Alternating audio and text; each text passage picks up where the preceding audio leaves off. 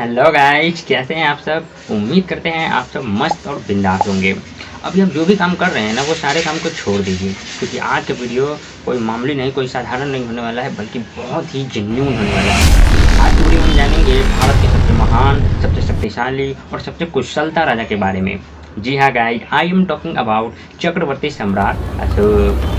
आज की वीडियो में हम सम्राट अशोक के जन्म से लेकर पूरा संपूर्ण विस्तार बातें करेंगे। उनके जीवन में जितने भी महत्वपूर्ण घटनाएं घटित हुए हैं, जो भी उन्हें युद्ध लड़ा है, जो भी घटनाएं घटित है, सारी बातें करेंगे। वीडियो को अभी तक लाइक नहीं किया तो लाइक करें गाइस। बाकी राजाओं के आपने लाइक नहीं किया है चलेगा, लेकिन सम्राट अशोक की वीडियो को लाइक न करना ये सही आदत नहीं। फिर प्लीज से लाइक करें। चैनल को अभी तक सब्सक्राइब नहीं किया है तो सब्सक्राइब भी करें। चलिए आज की सेवा को शुरू करते हैं।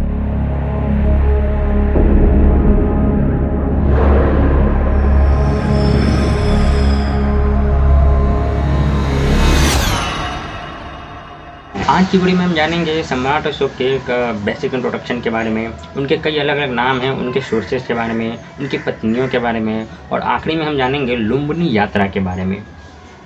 सम्राट अशोक एक ऐसा महान योद्धा, एक ऐसा महान राजा जिनके सामने बड़े से बड़े राजा भी नतमस्तक हो जाते थे।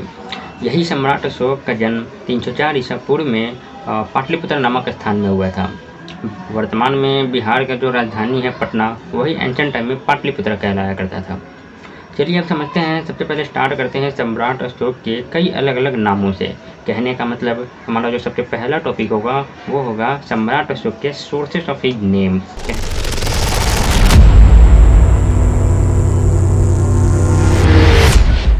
सम्राट अशोक को ही कहा जाता है। सबसे पहले मैं यहाँ पे नोट किया हूँ, आपको अच्छे से बताता हूँ। सम्राट अशोक ही कहलाते हैं अशोक वर्धन, बुद्धशाक्य, अशोक, मगधीराज, महाराज कुमार, अशोक राजा, प्रियदर्शी राजा, देवनाम प्रियदर्शी और देवनाम प्रिय। ये कई अलग अलग सोर्सेस से मिले हैं। चलिए अब हमारा दूसरा टॉपिक है सम्राट अशोक के पत्नियों के बारे में, जिसमें हम मुख्य रूप से 3 पत्नियों के बारे में बात करें। 3 पत्नियों के बारे में बात करेंगे, जिनमें सबसे पहला है महादेवी, फिर दूसरा है कारुवती और तीसरा है पद्मावती।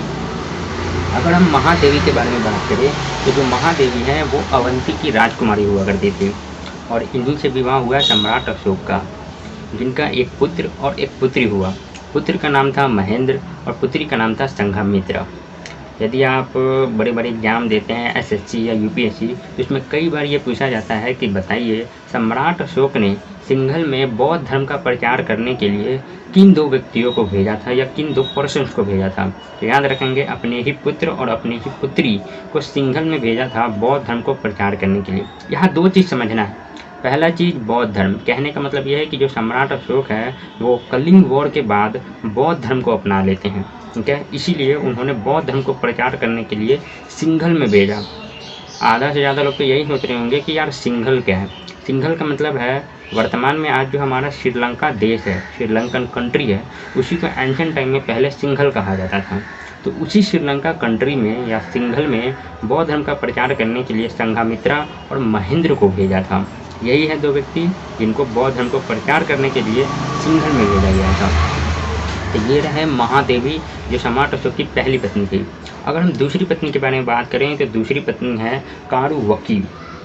जी, कारुवकी जो कलिंग की महारानी या राजकुमारी हुआ करती थी। इनसे विवाह होने के बाद एक बेटा का जन्म हुआ, एक पुत्र का जन्म हुआ, जिनका नाम तीवर था। तीसरी पत्नी थी पद्मावती, और पद्मावती के गर्भ से भी एक बेटा का जन्म हुआ था कुणाल। अब देखिए यहाँ पे थोड़ा सा एक डिस्प्यूट है। तो आधे इतिहासकार ये कहते हैं कि ये जो कुणाल है वो पद्मावती का बेटा है, जो मैंने अभी आपको बताया। लेकिन आधे इतिहासकार ये कहते हैं कि ये जो कुणाल है वो कारुवकी का बेटा है, कारुवकी का। तो अब रियलिटी क्या है वो तो मैं भी नहीं जानता, बस इतना सा बात है।